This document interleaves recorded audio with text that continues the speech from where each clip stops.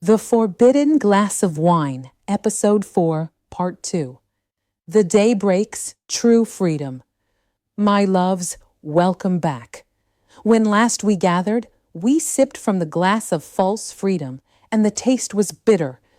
We spoke of 1834, of a freedom written in ink, but not yet lived in truth. A dawn that promised daylight, yet left our ancestors standing in shadow. But now, the morning comes. The chains that once rattled in the cane fields grow quiet. The fields are still. But the hearts of our people are not. For in 1838, my loves, the apprenticeship ended, and with it, a new chapter began. Tonight we sip from that moment, the day the word freedom finally meant our own. Yet even in victory, the scars remained. The body could heal, but the spirit still remembered the lash. This glass tonight carries the sunrise, the first light of real emancipation, and the lingering pain that came with it.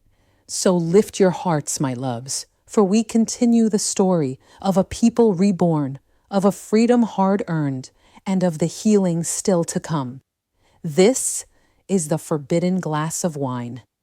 And tonight, we taste the morning of our ancestors' deliverance.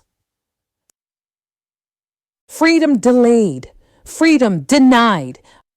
My loves, the bells of 1838 rang for freedom. But if you listen closely, if you stand still enough on a quiet St. Lucian morning, you can still hear those bells echoing, asking us, did we truly answer? Freedom came, yes, but like a guest who left before the meal was served. Our people rejoiced, but when the singing stopped, many found themselves still standing in the same fields, still working the same land, still kneeling to the same names that once owned them. Freedom delayed, my loves, is freedom denied. And for generations we have lived in the shadow of that delay.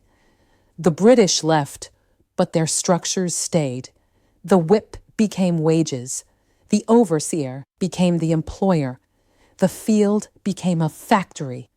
The same sweat, just a different contract. And now, in our time, 2 centuries later, I look around my beloved St. Lucia, and I ask again, are we truly free? When our sons fall to bullets instead of the lash, is that freedom? When our daughters bury their brothers before they reach manhood, is that freedom? When our people chase migration because the soil beneath them no longer feeds them, is that freedom? We have traded the iron chains of slavery for invisible ones: poverty, division, corruption, envy. We have allowed systems to remain that still favor the few. While the many labor in silence, and some of us, oh my loves, some of us have become our own oppressors. We gossip where we should uplift. We tear down where we should build. We silence truth when truth feels uncomfortable. We kill not only with weapons, but with words, with envy, with neglect. This is not the freedom our ancestors prayed for. This is not the freedom Baptiste dreamed of when he raised his tired hands to the sky. They fought for a future where their children would live in dignity, not die in despair. True emancipation, my loves, is not written in law. It is written in how we treat one another. It is written in whether we protect or destroy, in whether we lift or leave behind. Freedom is not an event marked on a calendar. It is a daily choice to live with integrity. To forgive where there has been pain, to speak truth even when silence feels safer. Our island bleeds not from whips, but from wounds we keep reopening. We cannot say we honor our ancestors while we continue to harm our own. Freedom cannot survive in a nation that forgets its soul. The men and women of 1838 built a foundation with their tears, We, their descendants, were meant to build the house, but instead of walls of unity, we've built fences of pride. Instead of roofs of understanding, we've left holes where judgment reigns through. It is time to finish what they began. Time to free ourselves, not from masters, but from mindsets. To stop measuring worth by money and start measuring it by kindness. To stop spilling blood on the same soil that once drank the sweat of our ancestors. My loves, freedom delayed is freedom denied. But freedom forgotten, that is freedom lost, and we cannot lose it again. We owe them more. To the mothers who prayed, to the fathers who endured, to the children who were born in chains and died without seeing the dawn. We owe them more than violence. We owe them peace. Freedom, my loves, is not a gift. It is a duty, and the cost of neglecting it is far too high. So before we sip, let us promise to live free and to keep freedom alive. Because if we don't, the chains will return. Only this time, we'll have forged them ourselves. The weight of modern chains. Sometimes, my loves, I walk through the streets of St. Lucia, Castries, Dennery, Gros-Islet, Vieux-Fort, and I wonder if the spirits of our ancestors walk beside us, too. If they look upon what we've become and ask quietly, was this the freedom we dreamed of? 2 centuries have passed since the chains were broken. But listen carefully. You can still hear the rattle, not of iron, but of illusion. We walk freely, yes. We vote, we work, we build, we travel. But some of us, my loves, are still not free. We are chained now by different masters, by poverty that keeps our dreams small, by jealousy that turns neighbors into enemies, by corruption that trades justice for power, by fear that silences truth. And maybe the cruelest chain of all is the one we forge in our own minds. We have forgotten who we are, forgotten the strength that flows in our blood, the same blood that once refused to kneel. We've let the pain of the past become the pattern of the present. We've turned our machetes on each other instead of using them to clear a new path.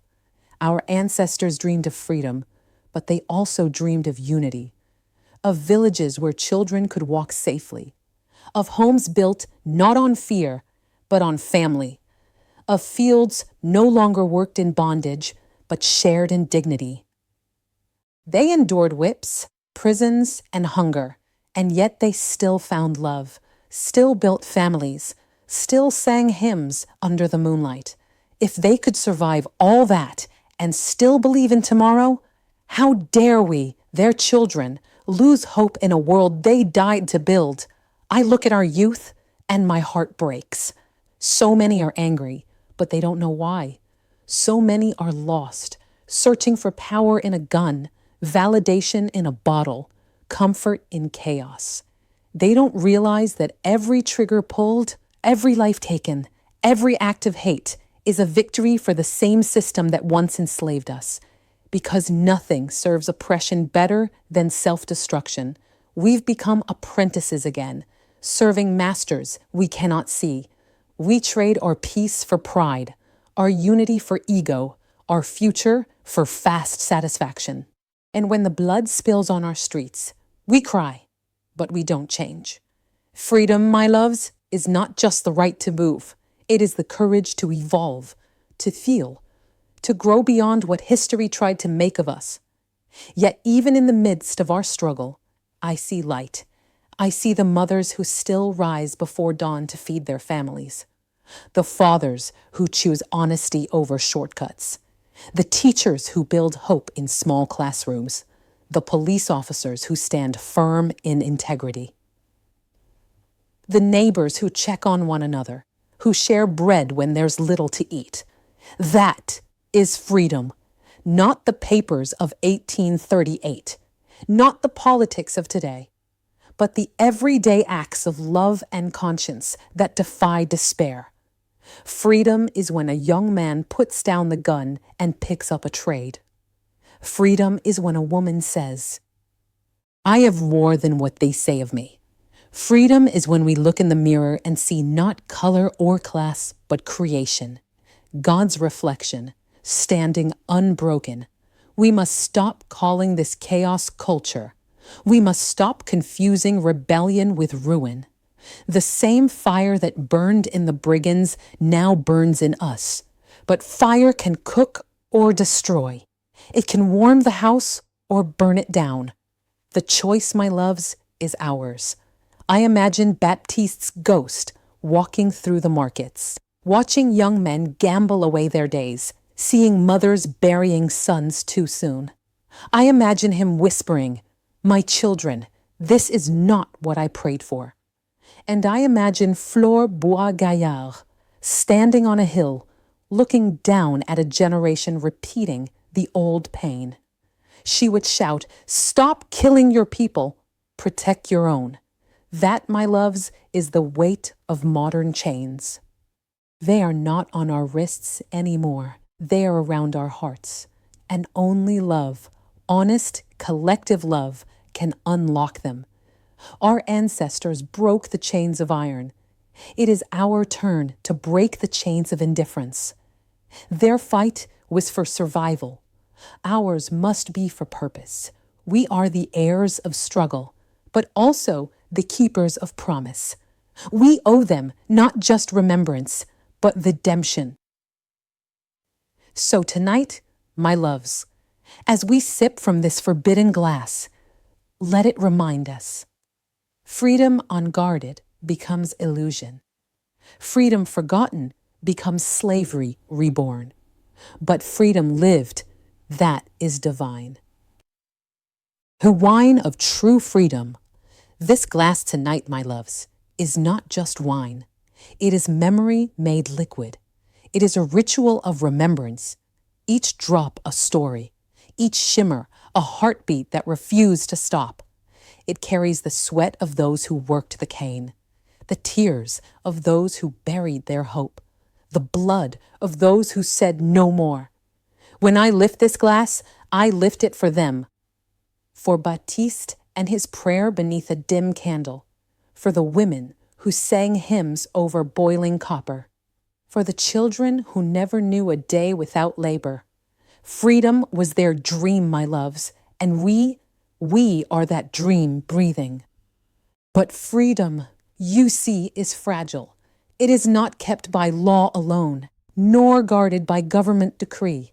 It must be held in the heart, watered with justice, fed with compassion, guarded by courage. So I ask you tonight, what will we do with this freedom we inherited? Will we waste it in quarrel and envy, or will we build with it, brick by brick, hand by hand, the island our ancestors envisioned? True freedom is not the absence of chains. It is the presence of peace. It is when a mother no longer fears for her son at night. It is when a young man chooses craft over crime. It is when a people learn to love each other more than they love revenge. Freedom is when the mind is unshackled, when we no longer measure our worth by what others think of us, but by what we give to one another. This, my loves, is the forbidden glass of wine. It's forbidden not because of what it holds, but because of what it asks, that we remember, that we heal, that we change. To the ones who came before, we say, nous libérer. To the ones who come after, we say, do not forget. And to ourselves we whisper, live free. Let us honor their fight not with more blood, but with more love. Let us teach our children that freedom is sacred and that peace is power. This is the wine of true freedom, sweet with memory, strong with responsibility, and endless in its call for peace.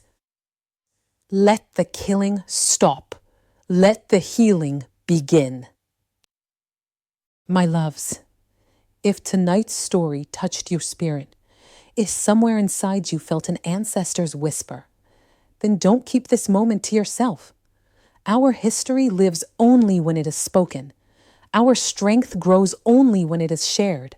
So, like, share, and subscribe to the Forbidden Glass of Wine with me, Lady Divine, because every sip tells a story, every story keeps a memory alive, and every memory brings us closer, closer to the peace, the unity, the healing our ancestors dreamed of.